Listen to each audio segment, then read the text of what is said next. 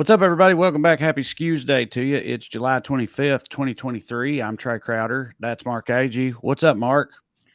Nothing, Trey. I was just reading the news today, and looks like Biden's going to get him impeached, maybe. Mm-hmm. Over what? Like James Comer was on TV today trying to explain why, and the Fox News host asked him where the evidence was, and he goes like, "Well, there's not evidence." Right. Who's going to get the credit for it? Is it Marjorie's thing? Or, 'cause she was fighting with Bobert over that, right? Like, and is it even going to be one of them? Are they all fighting who gets to file the articles, or however that works? Yeah, well, McCarthy was trying to explain the difference between like an impeachment inquiry committee and actual impeachment. Like he's trying to like blunt it because it's probably like a pretty big disaster for them, and they sort of recognize it. But there's like inertia among the psychos to do it, to look busy and to look tough. So he's like, they're going to do something. But Biden was asked about it today, and he just sort of laughed because it's like, yeah, this is going to go horribly for them, make them look stupid. Another legal news that Long Island serial killer got caught a week or two ago. Mm-hmm. The guy that they should have caught sooner, but he had killed sex workers, so there not enough people cared, and also the police chief in that town was embroiled with a bunch of prostitutes, so he didn't want anybody talking to a bunch of prostitutes. So like the guy was just free for the anyway. The guy was an architect. Turns out he worked for Trump a lot. So there's that. Wonder if he got paid. Yeah. Maybe that's where the rage came from. Not getting paid by Trump. Yeah, pay your contractors, people. Yeah, no, that's wild. I assume there's going to be a myriad of true crime docs and podcast episodes and stuff that lay out all the specifics of the horrific detail. Not that I'll listen to any of them, but my wife will. She'll be all over it. So I prefer more specific true crime stuff. Like I was telling you guys, I've been listening to this Death on the Lot, like Dark Underbelly of Hollywood podcast about like James Dean and George Reeves and stuff. And it's pretty interesting. But like as far as just like luxuriating and like regular people getting murdered, it's not really my bag. Me neither. I've always thought it was weird too. I had a stand-up bit about it for a while because like Katie's just like, like a lot of white women, she just loves it, and I've always thought it was weird because it's not fake. Like false crime, I'm all for that. Like a serial killer movie, like a movie, Silence of the Lambs, something like that. Yeah, it is. It's super interesting, very fascinating. I agree. But when you're talking about like actual people who got skint or chopped up or whatever, weirdly, it just kind of bums me out for the most part. I'd rather not waller in it.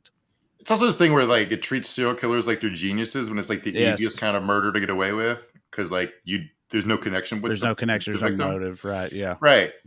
Anyway, so yeah. Other like Trump related legal news is like rumors he's going to be indicted by the special counsel this weekend in DC on Thursday in DC, and like I don't know why people think that, but it's a thing that's floating around out there. But an update on a story we talked about last week about the fake electors that got arrested in Michigan or charged in Michigan. This woman gave an interview. Her name is Michelle Lundgren. She's one of the people who was indicted. She says that she was tricked, that she was lured there under false pretenses, and all she did was sign her name to a sign-in sheet, and they took her signature and put it on the elector certificate.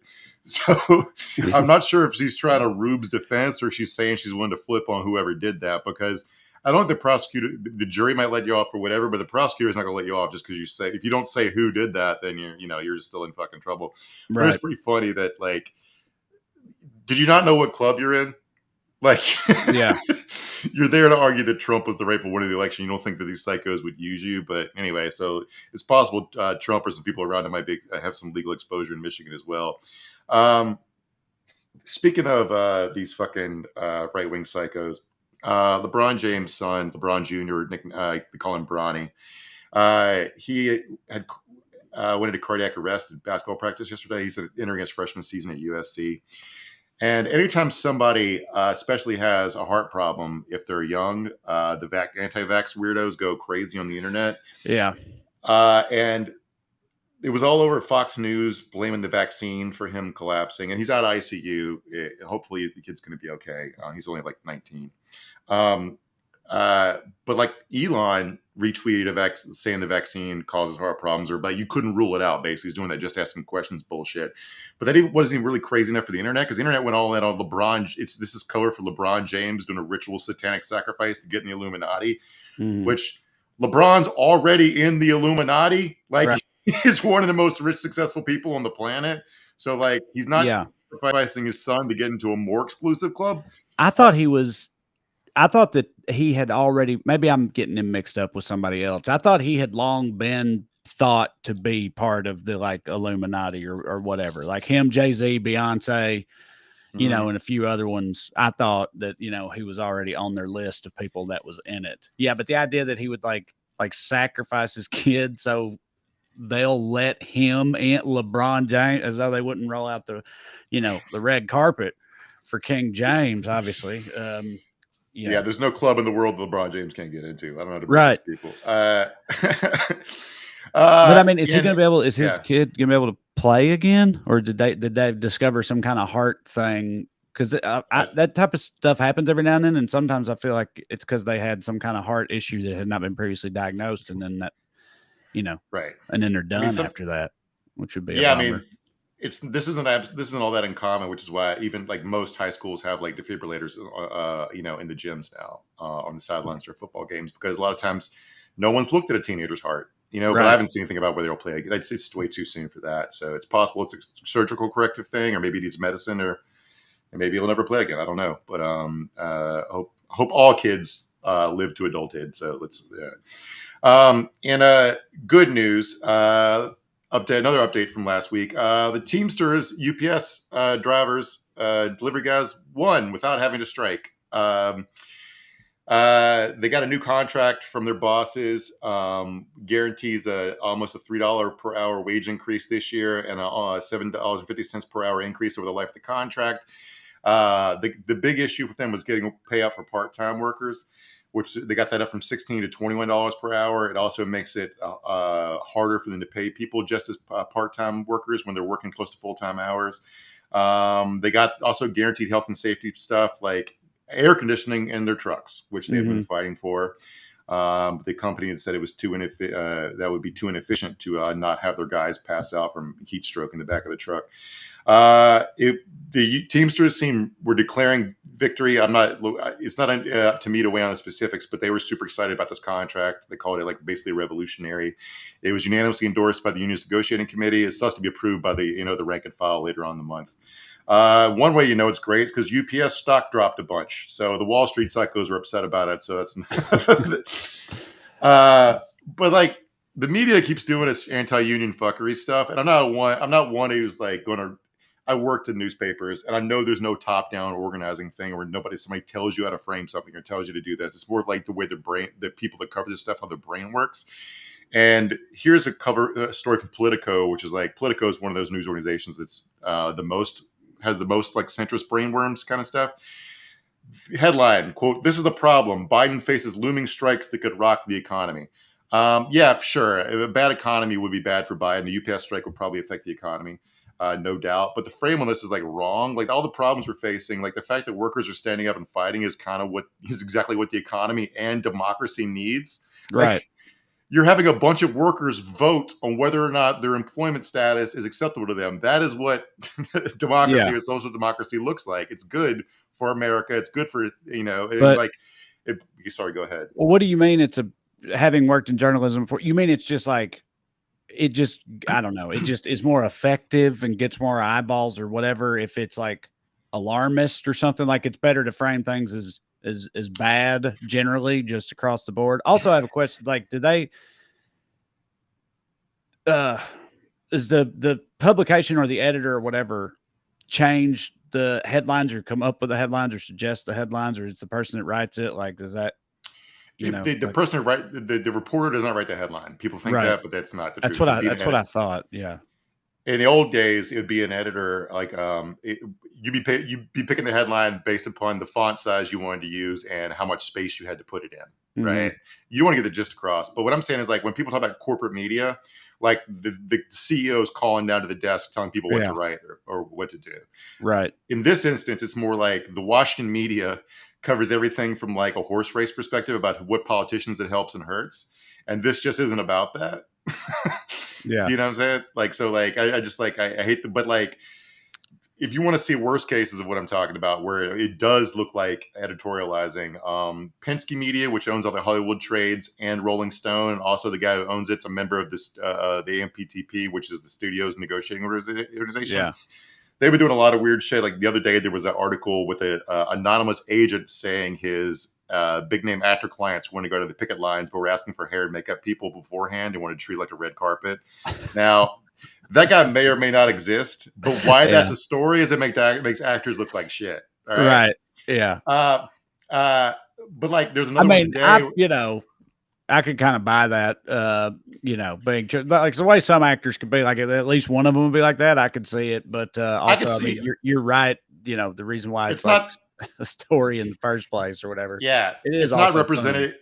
It's not representative of anything. No, because it's like we talked about already before with that when it comes to that strike. I can't remember if that was a Patreon episode or regular episode or what, but like people, it's already a problem that like when people think about these strikes that they think of those people anyway, the A-list like megastars or whatever, because like that's a fraction of a percent of like the actual union members and also the stuff that's being argued over. I mean, the AI shit could affect them, but like generally speaking, it's not really about those guys. If those people are showing up, it's just out of solidarity or whatever anyway. But yeah, or but people think do what?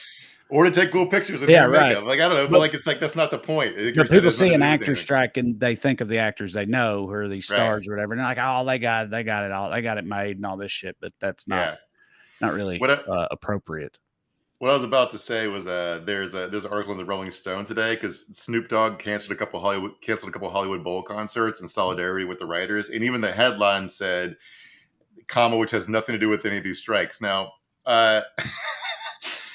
yes, Snoop Dogg is allowed to do concerts during a strike, even though I assume he's a member of the Screen Actors Guild because he's acted in a bunch of stuff. But he doesn't want to. And I'm not sure what this person wants. He wants the police to kidnap Snoop Dogg and make him rap. I don't know. But like, it's trying to make Snoop Dogg's doing something he says out of solidarity. Maybe he just wanted the night off. I don't fucking know. But the idea that you're making a whole article out of the Rolling Stone is like kind of ridiculous to me. But for another small update on the WGA strike, my wife has decided to save money by trying to cut her own hair. So if that doesn't go well, she's going to pull a full Ron Perlman and burn people's houses down. So the she ain't done it yet. She's not done it yet. No. She's watching YouTube. She's watching a bunch of YouTube tutorials first. Right? Yeah. So this is going to go. Well, that's the first step. You're going to do any kind of DIY thing is you go to YouTube, and I'm not being sarcastic either. You can fucking find you found how to do anything on YouTube, up to and including cutting your own hair.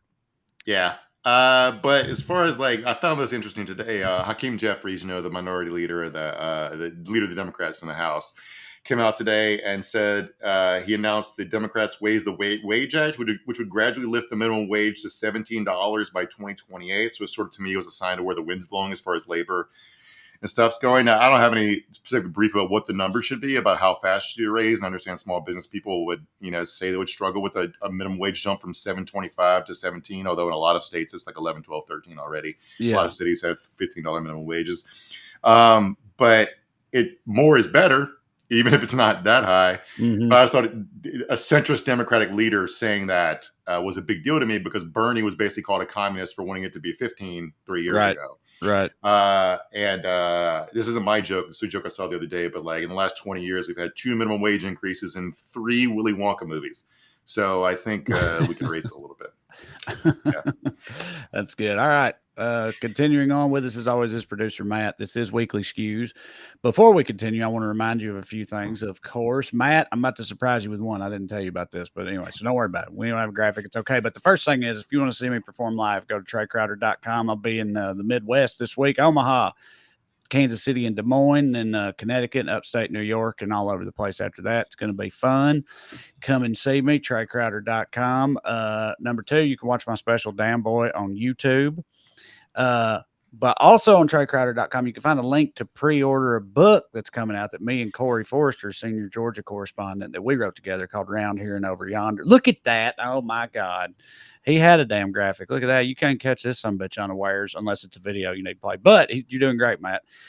Thank you. Yes, you can pre-order that book now. It's a very comical travel guide that we think you will enjoy. And then lastly, if you enjoy this program and would like to show your support, you can do so by signing up on Patreon.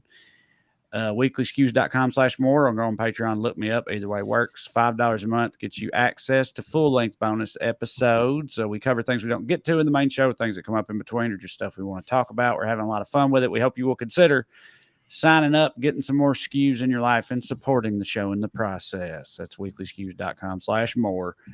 Holler at us on Patreon. All right, that's for the show tonight. It's misstep after misstep for the DeSantis campaign. It seems that things are looking more dire by the day as he's getting flat out smoked by Donald Trump in all the latest polls. So what does that mean?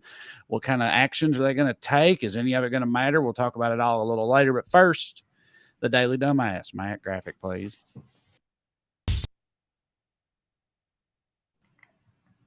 Tonight's DD, the people with 6 figures in journalism school debt who thought they'd be doing something besides this.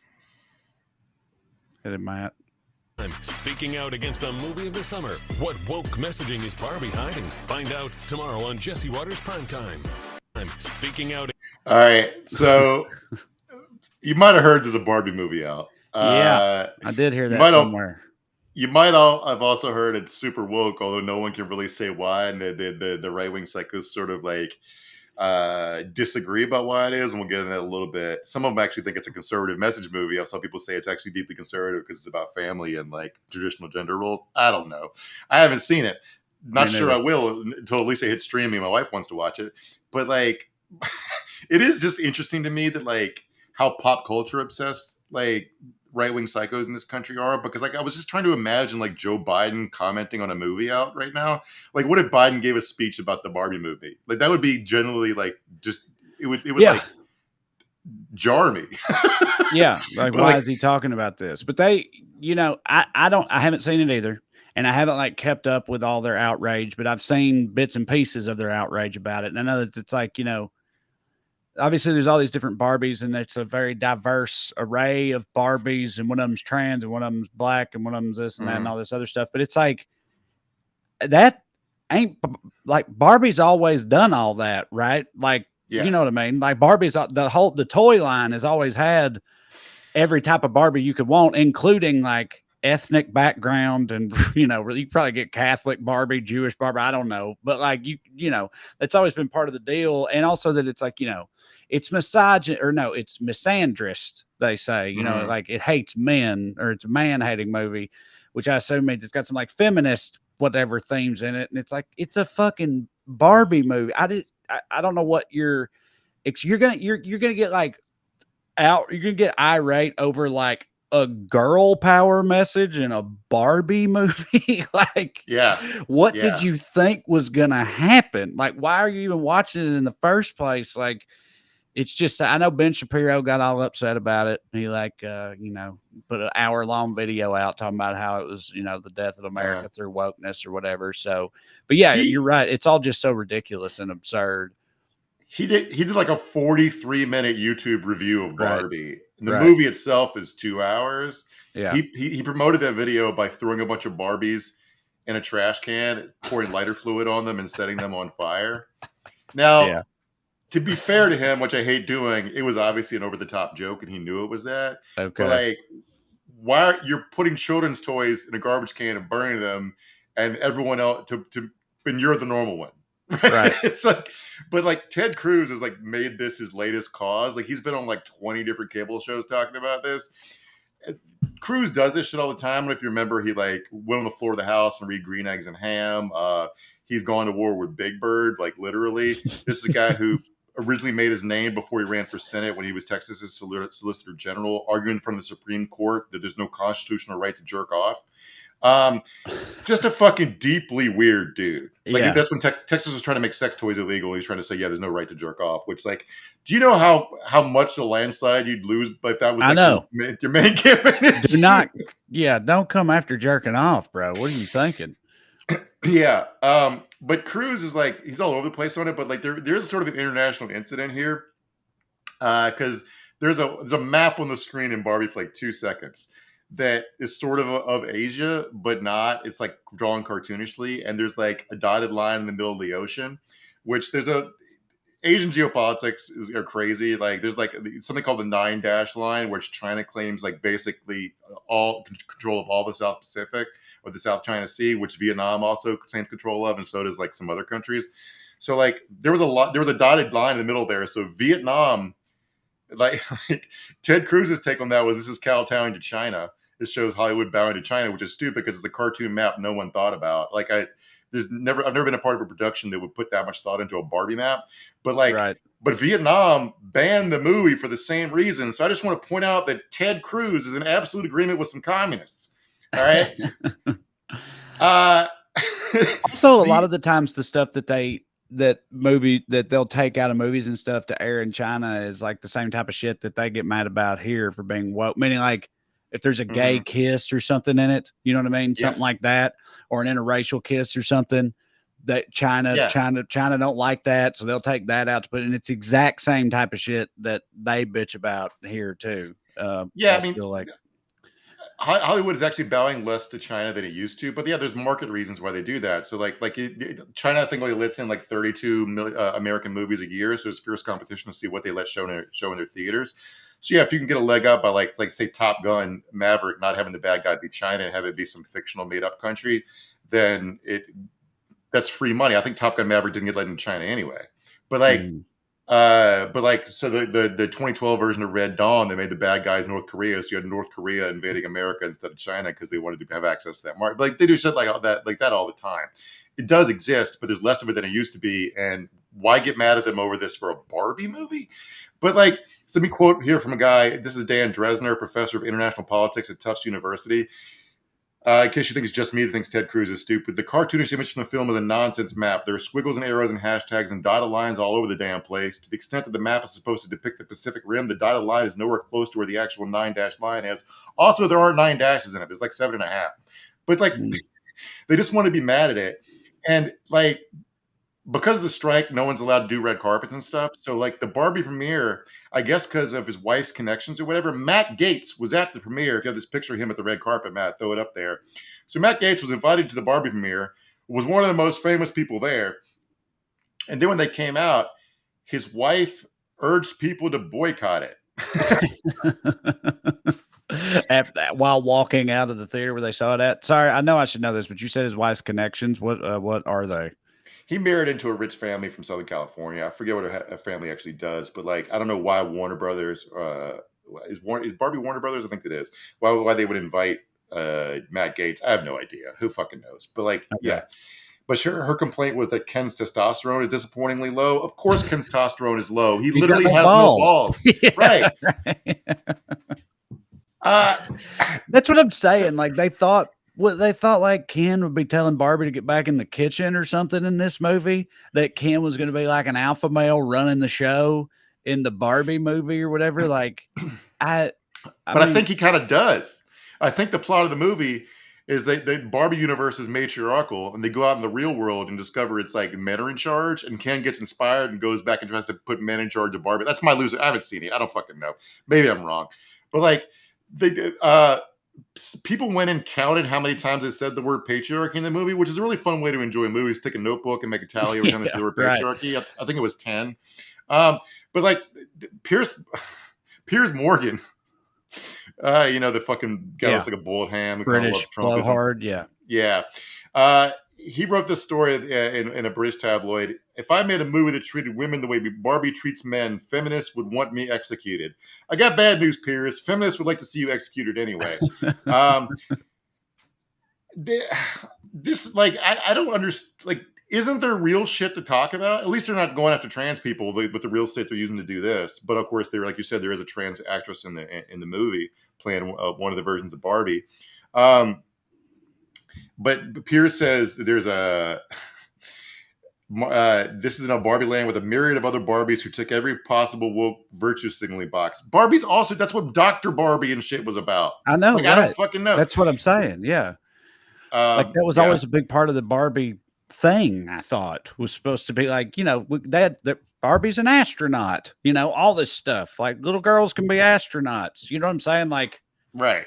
that type of shit has always been like integral to Barbie's whole thing, I feel like, which is why I just don't know where any of them get off being surprised.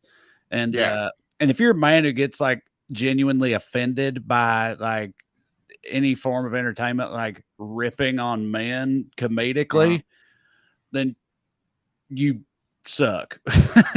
I'm like, just take it. Don't be such a, don't be such a bitch about it. Like, it won't surprise you that like this isn't catching on. Like this headline right here, the right-wing backlash against Barbie is hilariously flopping because there's like no there. Like it's just like, but they're because these guys are only talking to each other. Like we're going to talk about like internet psychos running around DeSantis' campaign a little bit in a bit, but like their takes are kind of inscrutable to the outside world. Like let me tell you what I'm talking about. Like there was a meme in like right-wing like anti-feminist incel internet last week, a couple weeks ago, where somebody had made a video or a post with a picture of Margot Robbie without makeup. I saw and that. Said that I have to be honest, Margot Robbie is at best mid. Now, if you're not familiar with internet slang, mid means like medium or like 5. Yeah, mediocre. Now, yeah. Yes. Margot Robbie without makeup. Absolutely absurd, dude. I would love to see the dude who made that original post or meme too. You know what I mean? Like, I'd love to see what that guy looks like. Just like a 25-year-old Ted Cruz in his fucking basement or whatever in his underwear. Talking about how Margot Robbie is mid. Yeah, loudly announcing he will not fuck Margot Robbie. Right. Yeah. Like, thank God you cleared that up. Yeah. But this is so deeply ingrained in like their understanding of the world that like Matt Gaetz a couple weeks ago gave a speech at a Turning Point conference. In the middle of it, I have to say, truth is truth. Margot Robbie is not mid, and the whole crowd busted up laughing. Which I have to say, I try to comment on women's appearances in public, especially as a married man. But Matt Gaetz is absolutely right about one thing: Margot Robbie is not mid. Yeah, and all these too old for him, idiots. But right. Good point. And some other movie news, a brief update on a thing we did a bonus episode about recently. We did a whole episode about the Sound of Freedom QAnon adjacent movie starring Q Psycho Jim Caviezel about a cartoonish fight against child sex traffickers, depicting things that absolutely did not happen and the way that sex trafficking works, which is absolutely not real. These people have gaslit themselves in pretty hilarious ways. We talked about how the box office numbers are super high, and a lot of people are seeing this movie, but also the box office numbers are juiced because one thing people are doing is doing like, when you pay it forward, like at a drive-through. Yes. All right, they've done block ticket buys so other people can see the movie for free, which as far as I can tell, most of the people taking up those free tickets are like left-wing shit posters who want to go ironically. Right. It's like the movie literally ends with like a QR code or something where it's like you can buy tickets so people can see this super important movie. So a lot of the like wingnuts, the hardcore wingnuts are doing that, but like people aren't going to see it or whatever. Right. Like, so then when one person bought whatever 50 tickets to it, and that happens, all the time. Yeah. So when people do go see it, they'll be in a theater all alone and they'll take a video of it and post it and be like, they really do not want people to see this movie. It's like, you did that to yourselves. Right. Yeah. You did that to yourselves. There's also like a bunch of AMCs that have had air conditioning and projector fails. Like the air conditioning is probably failing because it's like the hottest summer in world history. But like projectors just fail sometimes because theaters don't pay for projectionists anymore, really. But like they're saying that's part of the conspiracy that AMC, who makes money off ticket sales, does not want to sell tickets, which has triggered another conspiracy theory. Where do you remember the GameStop shit with Reddit people? Yeah, playing. Okay, so AMC also became a meme stock during the pandemic. When short sellers are trying to put it out of business, so a bunch of internet people tried to valiantly save AMC by inflating the stock price. They're still holding the stock. So those idiots think that the empty seats and the conspiracy theories are conspiracy theory against them by short sellers and, I don't know, the deep state to crush AMC stock. So it's two conspiracy theories at war with each other. The shit drives me insane. Anyway, back to the real world, sort of.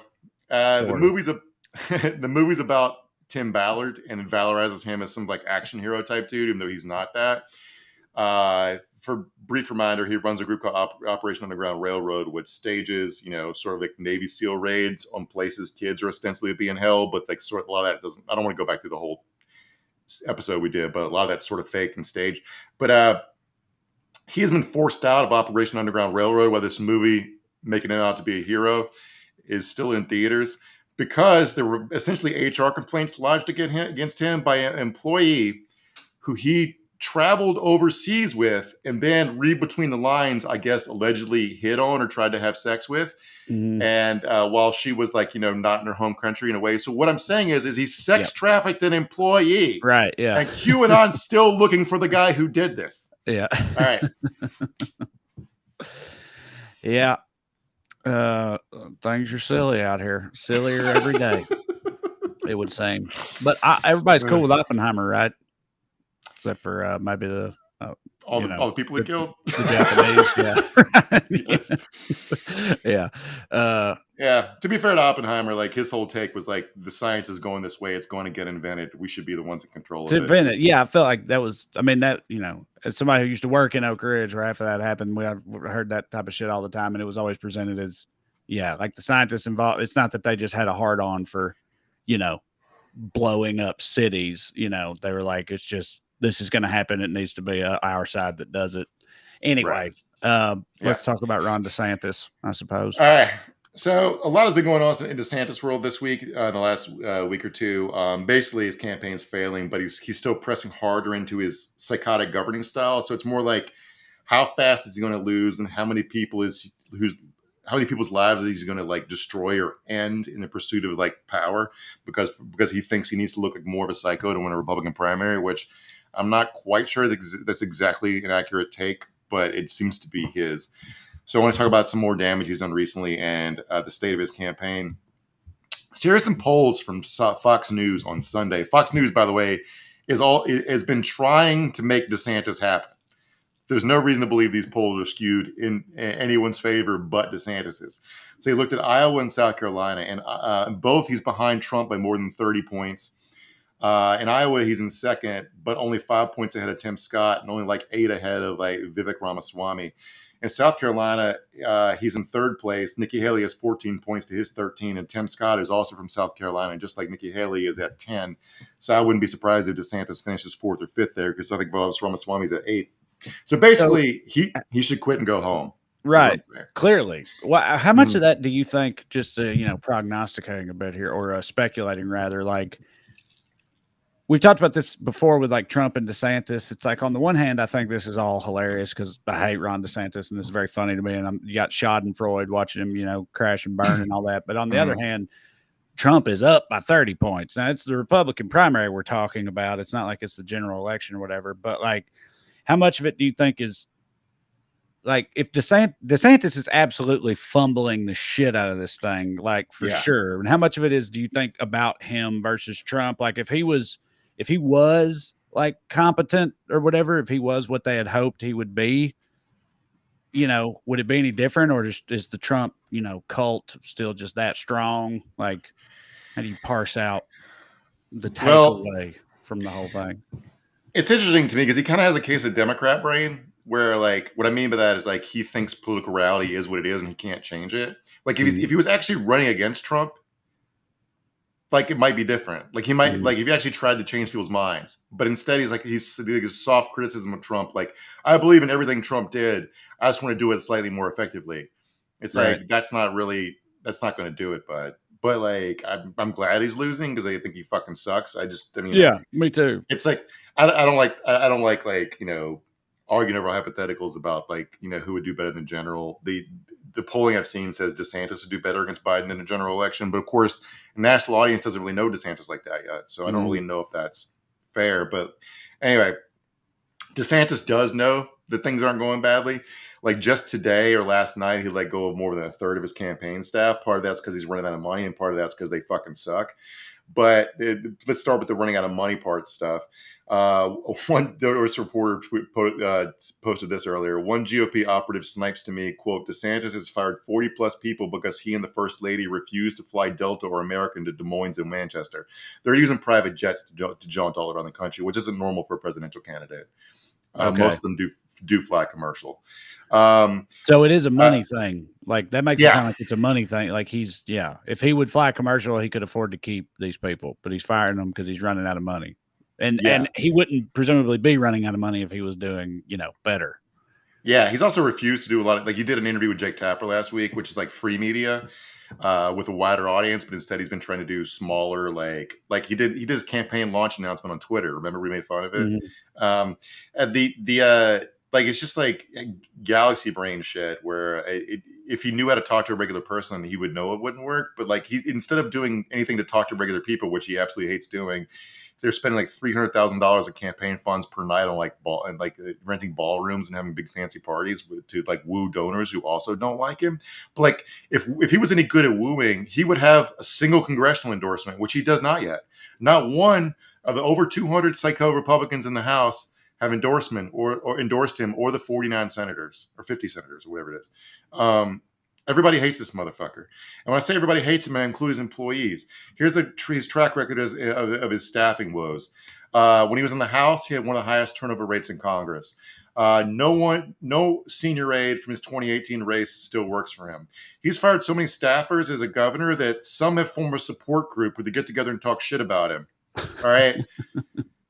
Sound like some snowflakes to me, but it whatever. Does. Yeah. I mean, just like go to the bar and bitch like most of us do. You know what I mean? Like complain about your boss or your ex-boss or whatever. You don't have to like formalize it in that way, but maybe they're just that scarred by working for there's old Drew Carey used to have a stand-up bit where it's like, oh, you hate your job? There's a support group for that. It's called Everybody. We meet at the bar. Yeah, right.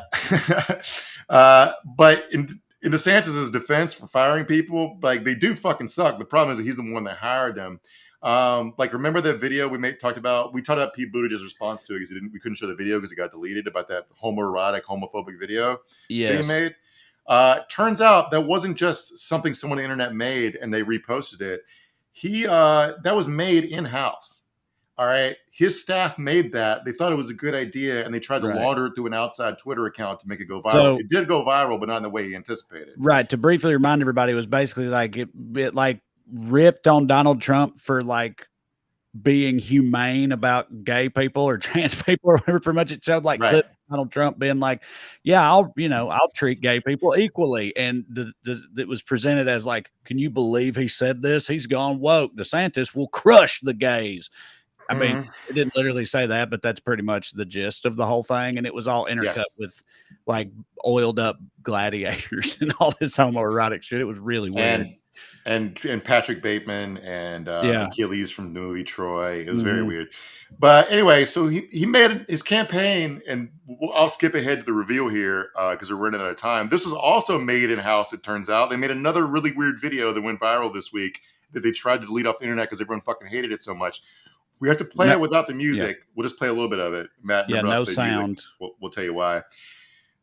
It's another video about how Trump's too nice and failed to be mean to the right people. Mm-hmm. It's got a famous internet meme as the main character and instead of face right there. That's basically a cartoon selfie of an incel, for lack of a better way to put it. It just shows DeSantis like hanging out, opening doors and looking at newspaper clippings, and like it's set to Kate Bush's "Running Up That Hill," which is, besides the fact it's a really weird song, a really popular song because it was on Stranger Things when it came out in the 80s. Correct. The song is about men and women swapping genders. Not the context of. Did you say that's what it's about? Yeah. I had no idea what that song was about. I just know the chorus. Right. So it's called Running Up That Hill, A Deal with God. It's basically a song about how men and women would understand each other better if we could switch genders for a little bit. Okay. That's sort of the gist of what the theme is. But anyway, it ends with this image. If you can skip to that image, Matt. See that right there? Yeah. It's not fascist at all. I mean, it's not just look fascist; it is fascist. That's a Sonnenrad. Like a swastika is a form of Sonnenrad, and it's a number of ancient. It's one of a number of ancient European symbols appropriated by Nazis in their attempt to invent an idealized, Aryan Norse heritage. I'm reading the definition from like a Anti-Defamation League, which is a Jewish group. The Buffalo mass shooter from last year used a Sonnenrad as the header of his manifesto, and a kid working on DeSantis' campaign, who's a well-known kid in right-wing activist circles, put that DeSantis' head in the middle of a Sonnenrad in their video. He also sort of hacked this video. I mean, by hacking, I mean stole it. Paul Gosar made almost an identical video a couple years ago. They just changed the music from MGMT to Kate Bush, and Gosar picks to DeSantis picks. So they're not even original in their Nazi shit. And don't steal stuff from Paul Gosar. He's a well-known fucking Nazi. The kid who made it, his name's Nate Hotchman. He was a speechwriter for DeSantis, and he used to write for National Review, which is, a mainstream conservative publication as far as those things exist. Yeah. This guy was a fast rising star in their world. He was like the media friendly face of the new right. He had big time fellowships. He also was a subject of a profile in the New York Times in his early 20s. And he just blew it all in the past few months by first praising Nick Fuentes, who's a Nazi, and then this Nazi meme. But also, the DeSantis campaign fired someone just for doing free speech. Do they have the woke mind virus, Trey? Right. Yeah. It's supposed to be allowed to express himself here, especially with a free speech warrior like DeSantis at the helm, you would think. Yeah, I'm sure that guy probably, you're like, oh, he threw all this away by getting all Nazi-ish with everything. And it's like, I'm sure he was just, he thought he was just playing the hits. You know what I mean? He's probably absolutely stunned and blindsided by that outcome. He's like, no, I was just giving the people what they want. If I wanted to be super charitable to Hotchman, and I don't really want to, but let me be his defense lawyer here for a second, I would say that, like, he might not have known it was Nazi imagery, but the corners of the internet he spends all of his time in have this kind of stuff posted in it a lot, and he just thinks it looks cool without knowing the background of it. But also, he's really smart. So but also it looks cool and like what? But as soon as you brought it, I didn't know that was literally Nazi imagery. But as soon as you brought it up, I was like, well, that's not fascist at all. It's like, even if he didn't know that, it looks like something from one of the propaganda videos on Starship Troopers or something like that. Right. Like, forgetting that it's like not made up, it's a real thing, but it's like almost cartoonishly fascist looking. And so he at least knew that, or it's like, that's at least the aesthetic they're going for, even if he somehow didn't know this is literally Nazi stuff. It's also like he should have known, like, because the same people all over the internet saying that the Democrats should let Russia win because the militias and battalions we're arming in Ukraine are Nazis, and their evidence for the Azov battalion being Nazis are that they have sonin rods on some of their uniform patches. So, like, either they don't believe their own evidence or they forgot it. So I don't fucking know. But anyway, the fix to get his campaign back on track, and here's their pitch to campaign donors, is that Ron DeSantis has been too restrained so far. So they're going to let Ron be Ron. Oh, I think that is the very last thing that they should do. And what little I've seen and learned of Ron DeSantis, Ron should be way less Ron than he's being right now. That's what I was going to jokingly say. You're like, here's the fix for his campaign. I was going to be like, is it for him to quit and just be replaced with a whole different human being and just start over and try something else? Because this ain't working. Like, he should be so much less Ron. He should just be an entirely different person and see if that works out for him. Yeah, he should be Don or if he was Don, let Ron be Don. It's working out great for DeSantis. Put on a fake mustache and reboot. Which is like, let Ron be Ron. He's a pretty acerbic guy. He thinks doing battle with the media makes him look good. Even if, to me, it just looks petulant because he's often asked reasonable questions. Like, one of those reasonable questions recently was, why is your new education platform saying that slavery was good, actually? Seems like a reasonable question. If that platform is doing that, which would it is. So we talked about this a little bit, I think, on the bonus episode. So a state board appointed by DeSantis has changed some of their educational standards for history teaching, and they want to emphasize that a lot of enslaved people learned skills that were beneficial to them later in life. Now, it's hard. We only have 16 minutes left. I don't want to spend all of them explaining why this is bullshit. One, whether or not you learn something, does it not the point? Also, you're talking about a very narrow window of enslaved people who got to both start their life in chains and then become free. You're ignoring the 400 years before that of people that died in chains. What kind of, like, what also could be the rationale for emphasizing that be taught to people outside of downplaying the horrors of slavery or trying to assuage some of the white guilt or something by being like, well, it actually wasn't so bad. Like, what other rationale could there possibly be for requiring that teachers emphasize hey, listen, some of this stuff they picked up pretty useful stuff. All right. And they wouldn't have done that if it hadn't have been for our papaws or whatever. I'll continue the theme of this episode of me playing defense lawyer for some of the word that for people I very much dislike. You could say that like you're downplaying black people's agency and making them sound out to be bigger victims than they are, and that some people did make them, but it's like it's still based upon like people kind of their mental image of slavery and the experience of it is very weird to me. Like they can't even like they don't even bother. They learn so little about it. Like a lot of enslaved people were skilled craftsmen. A lot of them were skilled craftsmen before they were enslaved, which is why they wanted to enslave them, because they knew how to do cool shit. They were like master iron workers and stuff. Like in the lowlands of South Carolina, they didn't know how to grow rice. They literally kidnapped people from the rice growing regions of Africa to grow rice because they didn't know how to do it. So yes, they did have skills. You're the ones who assume they're just like, but like people were like skilled carpenters and shit who were like loaned out like Home Depot rents out drills. But like that doesn't mean that they enjoyed slavery. Right, exactly. Yeah. They weren't in fields. It's like, but like when you defend this shit, like here, let's watch this video of Jesse Waters trying to defend it, and you'll see how stupid you sound when even you talk about it like this. Yeah, this is great. Well, great's maybe not the right word, but yeah. Hit it, Matt. No one is arguing slaves benefited from slavery. No one is saying that. It's not true. They're teaching how black people developed skills during slavery in some instances that could be applied for their own personal benefit. No one is arguing slaves benefited from. Like, no one is arguing this. Let me go ahead and argue it real quick. Right. Literally back to back, like with no self-awareness at all. It's so funny. Yeah. So like you could just if you were DeSantis, you could be like, there's a couple people on the board I appointed. The language is worded poorly. We're going to fix it and move on from it. You could very easily just do that, right? That's what a sane person would do. And if you're Fox News, you could not make a big deal out of it. But they seem to think they have something here, to the point where like Greg Gutfeld was on like the 5 yesterday on Fox and said he started talking about how like a lot of Jews survived the Holocaust because they were useful.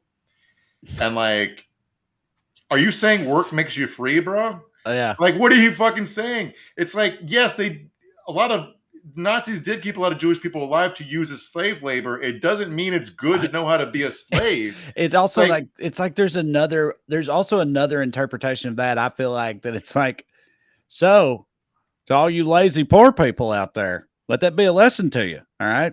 We might kill you one day. Okay. Yeah. But if you make yourself useful to the powers that be, then, perhaps we'll let you live. Yeah. So the board that did this tried to defend themselves, and they put a list of people who, quote, benefited from things they learned from slavery. They basically found a bunch of people black people who were blacksmiths, sort of. But like the list they handed over was people named Ned Cobb, Henry Blair, John Henry, who's a literal fictional person, and Lewis Latimer. None of them were enslaved. Again, one of them is a made-up person. John Henry may or may not have existed, but everything we know about his life is fake. He did not beat a steam machine in a steel driving. Yeah. He did not. That never happened. Anyway, also with the list they turned over had a white lady on it. I don't fucking know. One lady who's on this board, she happens to be a black woman. She's a state rep named Kimberly Daniels. If you want to hear how she thinks about it, here's a quote from a sermon she gave a few years back. Quote, "I thank God for slavery. I thank God for the crack house. If it weren't for the crack house, God wouldn't have never been able to use me how he can use me now. And if it wasn't for slavery, I may be somewhere in Africa worshiping a tree." Now I understand the language of like God doesn't give you more than you can handle. I grew up with it, but thanking God for a crack house is weird. And also like, I'm not like, I understand that she thinks God has dominion over everything and probably that like she would exist in every universe. But I have to assume if your ancestors have been left in place in Africa, whole different generations of people would have married each other, and you specifically, Kimberly, would not fucking exist. Right. It's funny to me to imagine God being up there like, I knew that crack house was going to pay off. Like, I knew that was a good call. And patting himself on the back. I'm going to put more kids in crack houses. Yeah, I could be pro crack house and be against Joe Biden letting all the fentanyl across the border. I don't understand these people. Again, Just to update, we talked about Florida's teacher shortage in this type dynamic before. It's gotten worse lately, and they have the quote unquote. This is a news article from last month: the worst teacher shortage in history. And by the way, I saw an interesting article today full of polling. When schools have become battlegrounds, we talked about it a lot, but the people mad aren't parents. Right. People that think that schools suck are people that don't have kids in schools. Yeah. People that have kids in schools generally say things are fine. So it's people are mad about hypothetical kids being taught super woke shit. And on the other side, you have parents who are like, no, it's fine. They learn like math and coloring and stuff. So like, it's just like, oh God. So one thing Ron DeSantis has done in his pursuit of his vain pursuit of the presidency. I mean, vain in both senses of the word. Is he's destroying Florida schools, not just new college and public schools, but he's done a bunch of other fucked up shit. But we have some math this week about what his flip flop on vaccines cost. Because remember, Ron DeSantis originally did lock down Florida and was pro-vaccine until he turned against it because he thought that was the cooler side to be on to make some space in the primary between him and Trump. So with less than 7% of the nation's population, Florida accounted for 14% of deaths between the start of July in 2021 and the end of October. Remember, in Florida, the high vaccination rate's more important because they're older, like they're the second oldest state in the country, basically. But by the end of July, Florida had vaccinated only about 60% of adults, which is shy of the national average. Had it reached a vaccination rate of 74%, the average for 5 New England states at the time, it could have prevented more than 16,000 deaths and more than 61,000 hospitalizations that summer. So Ron DeSantis, let's just say he killed 16,000 extra people and put 61,000 in the hospital. That's according to a medical journal called The Lancet. We've talked about what he's doing in the economy of Florida, not just going to war with the state's biggest employer in Disney, but also he announced this week he's going to take Bud Light to court under the premise that the shareholder value they lost because of the backlash to the Dylan Mulvaney video is, Bud Light's fault and not his fault. And that Florida's pension funds were invested in Anheuser-Busch.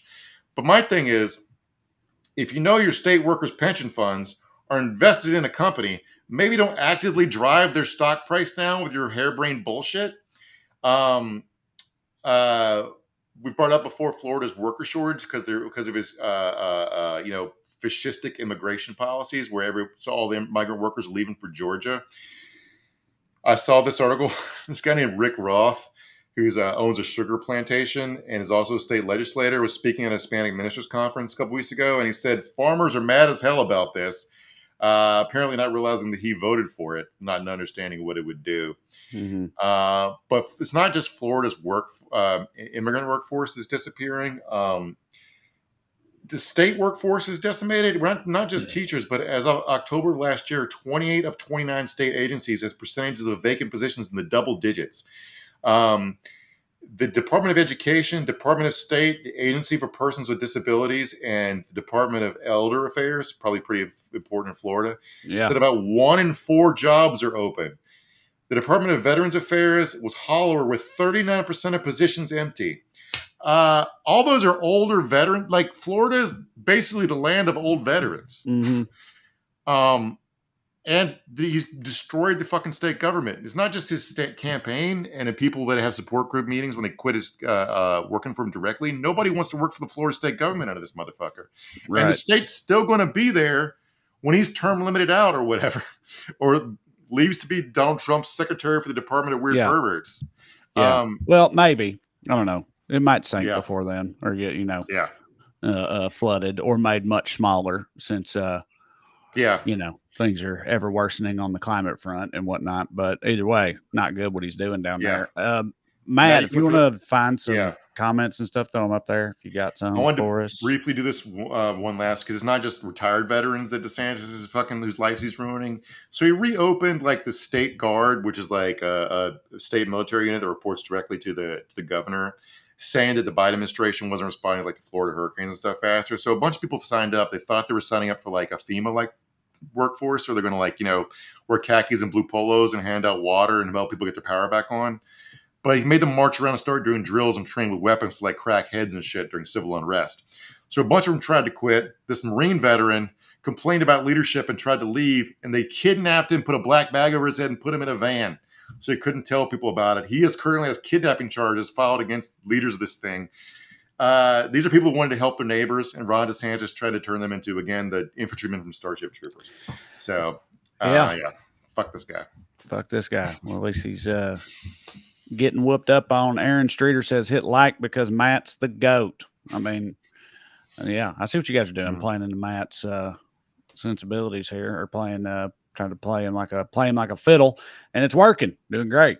Yes, hit the like button, please. Like, share, subscribe, all that good internet stuff. Thank you for reminding me. I always forget. And Severn Williamson says DeSantis is a disaster from Florida. He would be a nightmare for our country. Indeed, but again, looking less likely that we're going to have to worry about it right now. Not to count any chickens, but weird. I just said the word chickens, and Jim Gray says the chickens of owning the libs have come home to roost. Look at all these chicken metaphors and idioms that are thrown out there at the same time. How about that? I never thought about how many chicken metaphors there are. Yeah, people like chicken metaphors. Carsey says, wait until Americans see the inflated prices of fresh produce because of DeSantis' laws driving out workers. I don't know that I trust them to put it together. I was about to say, I don't know that I trust them to put it together that's what happened. But Amy Nagel says, Smart Mark, can you please explain what the Illuminati is? You would be able to explain, Mark. I find that interesting. Yeah, go ahead. It's a cartoonish conspiracy theory about the small group of people that secretly controls the world. You know, not the real group of people that secretly controls the world, which is just like 25 billionaires. About, right? Like, the ones who put the eye on the dollar bill, where if you fold it, it makes a pyramid or whatever. There's some kind of diamond thing, or I remember this is why they were saying Jay-Z was part of the Illuminati, is because they decide he does this like symbol at his concerts, and they said that's an Illuminati symbol or something like that. I don't know. I'm sure the Illuminati absolutely predate. Well, I mean, dude, the Illuminati is a super old conspiracy theory, but like way before QAnon even became a thing, I had some friends who were like hearing stuff about the Illuminati and whatnot, but I imagine they've gotten wrapped up into the QAnon situation, I would assume. It's one of those like you're talking about Protocols, the Elders of Zion level. This is hundreds of years old. Yeah, classic old shit. One of Dan Brown's book, you know, the Da Vinci Code and all those books. One of those books is about the Illuminati. Like the Da Vinci Code is about Freemasons, and another one's about the Illuminati. It's about all that type of old school conspiracy theory type shit. I like those people inventing like a secret group of weirdos that control the world when the Habsburgs are right there with their. I know, right? It's like you don't need a secret group. I mean, yeah, it's what you said. It's like we can like see the people that are controlling the world, and they're not all Jews either. They just had a billionaires conference in Sun Valley, Idaho, or wherever. Was it Sun Valley, Utah? I forget where. It's Sun Valley, but like there's like 1,000 private jets parked in like a square mile where they're all meeting to plan what to do next. It's like, that's in the fucking newspaper. I'm not what to tell you. It's like, they're not an underground layer. Alan Speed says, DeSantis is this election cycle Scott Walker. He will crash and burn soon. Sounds like he's doing it right now. I don't remember. I mean, I'm sure there are cases I could think of. I know like a lot of American politicians were shitheads to specific groups, your George Wallace's, your whatever, your who he belongs to a certain degree. Like, but I don't remember like there being a class of politicians who are this actively malevolent in every direction. Like DeSantis hates teachers, doctors, everybody but cops. He's torturing his own state troops. I know that's what I'm saying. I've been like, that's what I've been marveling over for a while now. Is like, I don't get how this is supposed to be an efficacious long-term strategy. Like continuously alienating more and more demographics of people all the time. Like, how is that supposed to work as a politician? Used to, they fucked over, like disadvantaged people and then tried to act like they weren't doing it, publicly or whatever. Like, no, all Americans are, like that type of shit. But now they just say fuck everybody except for this very, very narrowly defined cohort that's like their people. And I just don't think that's enough to keep winning. Ron DeSantis, even like he's Catholic, but he talks like an evangelical, like it's reframed how he talks about religion just to cater to a specific group of people. And like, basically, like if you're not a exurban, divorced, white owner of a Sea-Doo dealership, Ron DeSantis has no interest in your well-being. Right. Yeah. All right. Well, thank you all for watching. Listen, go to TreyCrowder.com, get tickets, come see me. You also find some other fun stuff on there, like pre-ordering the book. There's a link to the special. Check out all the stuff I got going on. I appreciate it. And to support this show and get bonus episodes, 2 a month, full-length bonus episodes, that is, you go to weeklyskews.com/more or go on Patreon and look me up, support the show. Either way, as long as you keep coming back, we will too. Each and every Skews. D, we'll see you in 7 days.